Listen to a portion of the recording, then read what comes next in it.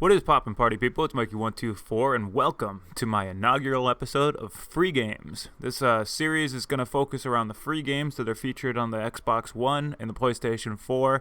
I might splice in a little Xbox 360 and PS3 in there every now and again, but for the most part I'm going to feature the new gen systems and the free games available through the PlayStation Plus service and the Xbox Games with Gold service. In this inaugural episode, we're going to be doing PlayStation 4 and the three free games on the month, or I'm not exactly even sure how often they update the free games. I know on the Xbox they do them on the 1st and on the 16th, two free games. But here on the PlayStation, one of the new free games that just came out, or two free games that just came out last night, is Styx, Master of Shadows, and Rocket League. The game Driveclub, the PS Plus edition, was already out in the last free games update, but nonetheless, I'll be reviewing all of them and showing you guys a little footage of all three of them.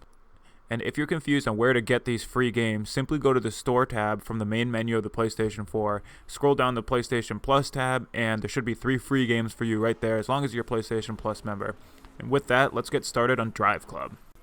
So the PS Plus version of Driveclub is kind of a glorified demo of the game. The game looks brilliant, the graphics are absolutely stunning, the lighting effects have been mind-blowing so far, the sound is really nice, and overall this game is really good. The only gripe I have with the PS Plus version of this game is it is essentially a glorified demo of the game.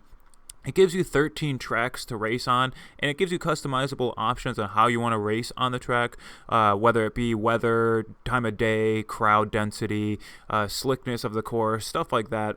So like I said, in the PS Plus version, this game is pretty much a demo. It gives you the full game core mechanics and lets you play the game a lot. It gives you 13 levels and the ability to rank your character up. Pretty much everything you do within the race unlocks points or gives you points, and you can use those points to rank up, kind of like in an RPG. But the higher rank you get, the more cars you unlock and the more classes you unlock. So there is a lot of room to play this game and a lot of things to unlock within the game, but as it starts off as just the demo, this PS Plus version, it has 13 tracks to race on, and the tracks are all cool, but they're all in one country. It's all in India, which is not bad, but again, I'd like to see a little bit more variety of what they give you. But for a free game, I don't really have any room to complain. This game is absolutely brilliant. It plays phenomenally. Any fan of a racing genre or any type of racing games would love to have this in their collection. And for a free game that you can just play casually or with friends, it makes for a lot of fun. Speaking of playing with friends, though, you cannot have access to the multiplayer version of the game, which is a little bit of a bummer. I thought that would have been a nice little gimme to give you with the free version of this game. There are some things about this game that absolutely astound me, though. One of the customizable settings is being able to change how quickly the setting goes from light to day or day to night. And this is an amazing feature. As you can tell by some of these screenshots, some of these clips in the video, you can see the time of the day go from light to day, and it really looks brilliant. Some of the views, like the cockpit view with the windshield wipers going here and like the sunrise coming over the horizon, the graphics, they really spared no expense. This game looks fantastic, feels fantastic, and for a free game, there's definitely no way that anybody should be missing out on it. Another gameplay feature of Driveclub that I really enjoy, that I feel like other racing games can take a cue from, especially a franchise like Mario Kart, which kind of takes forever to get you back on course, but if you mess up real bad in this game, you crash and your character or your driver is completely off axis and you smash into a wall and there's just no hope for you getting back on course. I really love the ability to reset your driver. It's a really simple core mechanic in a racing game that I think should be added to almost every single racing game, and Driveclub definitely did it right by giving me this ability.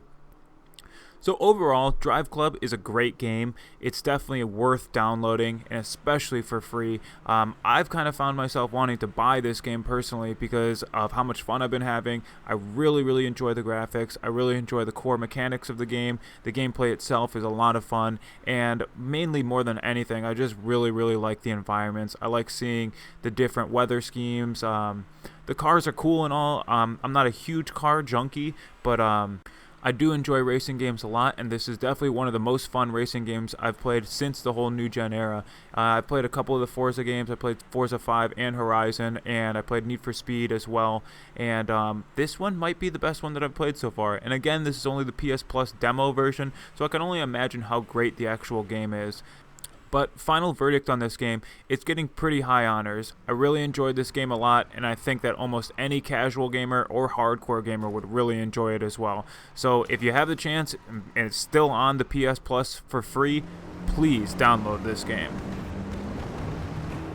The next free game that I'm going to be talking about is Styx, the Master of Shadows. Styx is a game that is kind of RPG, platformer, action-adventure, all mixed into one game. It is apparently the prequel to a game called Of Orcs and Men, and the users will control a character named Styx himself. He's a troll, goblin, ugly-ass dude, and apparently is going for the heart of a tree or something. There's a really long, drawn-out story or cutscene at the very beginning of the game that kind of explains what's going on. Styx himself has found himself in a precarious situation, which seems like he's about to meet his end. He is being held captive, and the gameplay begins as Styx is reminiscing and telling a story, so it's kind of told in flashback fashion. I haven't made it too far into the game, but I'm going to do my best to describe what it's been like so far, what the gameplay is like, and how my experiences have been so far. So mostly I've noticed the game is very highly stealth oriented. If you're not using stealth, most likely the game's going to be really challenging. I find a lot of games do this, and it kind of even takes some of the mechanics from like a Metal Gear, which is kind of funny because Metal Gear Ground Zeroes was going to be the free game. I actually had a full game, whole video edited for Metal Gear as the free game of the month, but Styx came out today, so that Metal Gear video will probably never see the light of day. But it's kind of funny that this game actually uses a lot of the same core mechanics. You can knock out enemies using stealth takedowns and then hide their bodies in various cabins or cupboards or garbage cans, stuff like that, which is something that's taken directly from a Metal Gear game. Metal Gear used this so that AI enemies, wouldn't see a body laying on the ground and then alert other people, which this literally actually happens to a T in Styx. So you spend the first like 20 minutes of the game looking for your dagger. Once you find the dagger, you can compete in combat, but the combat system's a little bit weird. You have to press square to parry the attacks, and I don't know why they gotta say parry. I don't know why they gotta say press the cross button to start the game too. It's an X button, and parry is just dodge or block. I mean, just tell me you gotta block the shot. So when the opponent swings at you, you press square to block the shot, and then counterattack when it gives you the on-screen prompt to do so. The gameplay is not that spectacular. The graphics are also not that spectacular, but it actually controls kind of smooth. The jumping around is pretty fluid, and the corner covering is decently fluid. I found a couple parts where I'm trying to go from one corner to another, and it was a little bit difficult, but I mean, no game really gets that perfect. Gears of War did a great job with the cover system, but also a lot of people complained that Gears of War was too clunky.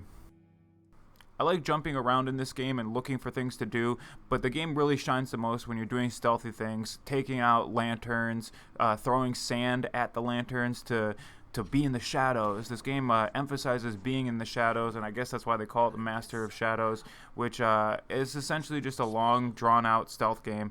And it's not a terrible game, but I've only made it about an hour or two into the game, and I can see how it could be entertaining with the upgrade feature of the ability wheel. You find this vial of stuff called amber, which kind of acts as your magic, which allows you to like clone yourself, and your clone can do things that your guy can't do. There's also collectibles scattered throughout the game, so I can see how this game would be about 30, 40, 50 hours, and looking at the achievement guide on achievementguides.com, or Xbox 360 achievements, whatever the website is nowadays, they say that it takes about 40 to 50 hours to get all the achievements. So it's not a terrible game and can actually provide for a lot of gameplay and a lot of entertainment value if it's your style of game.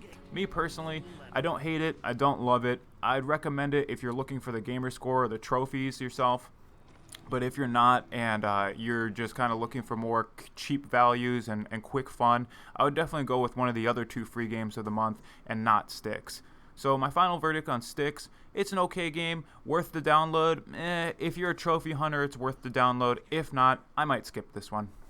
So last and most certainly not least on this episode of Free Games is Rocket League. Rocket League is a PSN, PS Plus exclusive. I don't know if it's on any other systems other than PS4, but it is a multiplayer-based racing, simulating soccer game. For those of you guys interested in what's going on, I guess you could kind of just take a look at what's going on the screen and kind of figure it out for yourselves. The game's very self-explanatory. There are only 2 buttons to press, I believe. If there's something else I might be missing, you can press the X button to jump, you can press it twice to double jump, you can press the circle button to boost, and you can hold it for a longer boost.